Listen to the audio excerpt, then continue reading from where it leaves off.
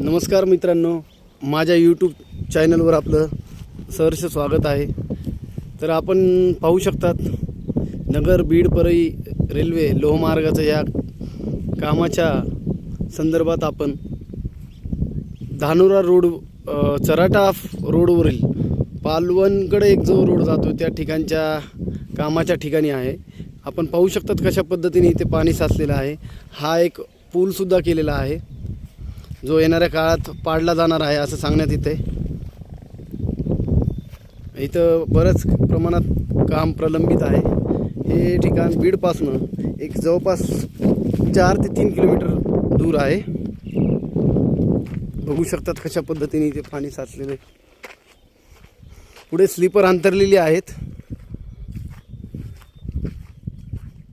येणाऱ्या काळात तिथे खडी अंतरण्याचं काम पण करण्यात येईल।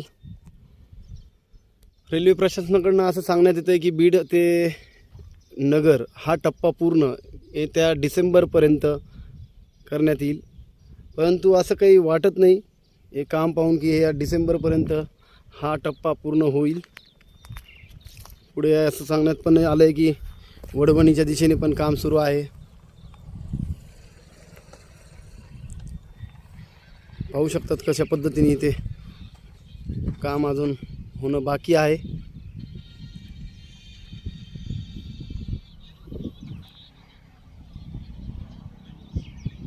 पुढे बघूयात आपण पलीकडच्या दिशेत कडी अंतरण्याचं काम झालं आहे।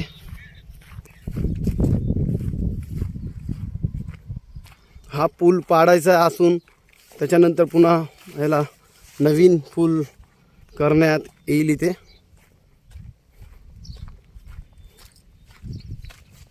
एक रोड हा नगर रोडला अटॅच होतो आणि हा जो चराट्याकडे जाणारा रोड आहे।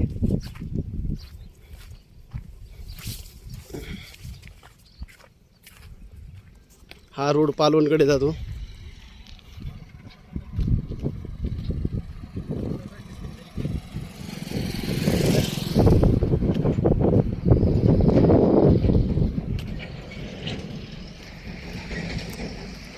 पाहू शकतात कशा पद्धतीने इथे स्लीपर आणून ठेवलेलीत।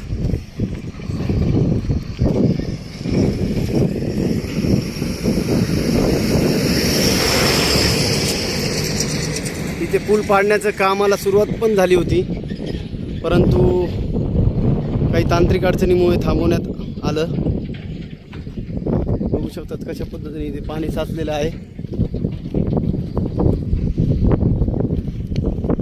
प्रशासनाकडून असं सांगण्यात येते की हा पूल बांधण्यात काही तांत्रिक म्हणा किंवा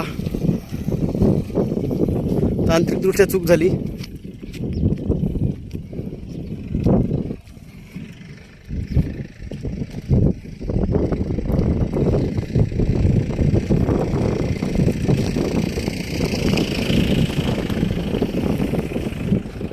पाहू शकतात कशा पद्धतीने इथे कडी अंतरण्याचं काम केलं आहे।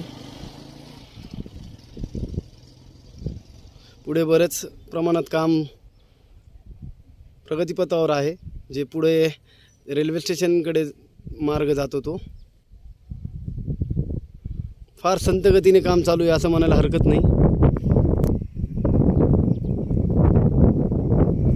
हा पूल तयार करण्यासाठी किती कालावधी लागला याची सांगण्याची शक्यता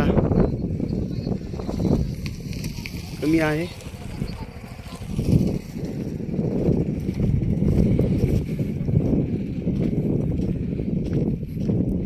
तर मित्रांनो, तुमच्या लक्षात आलंच असेल की कशा पद्धतीने काम चालू आहे सध्या स्थितीमध्ये बीडच्या शिवारामध्ये।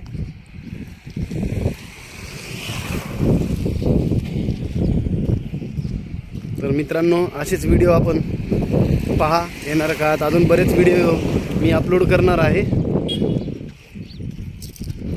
हा व्हिडिओ जर आवडला असेल तर मित्रांनो शेअर करा, नक्की लाईक करा, कमेंट्स करा आणि माझं चॅनल सबस्क्राईब करा। धन्यवाद।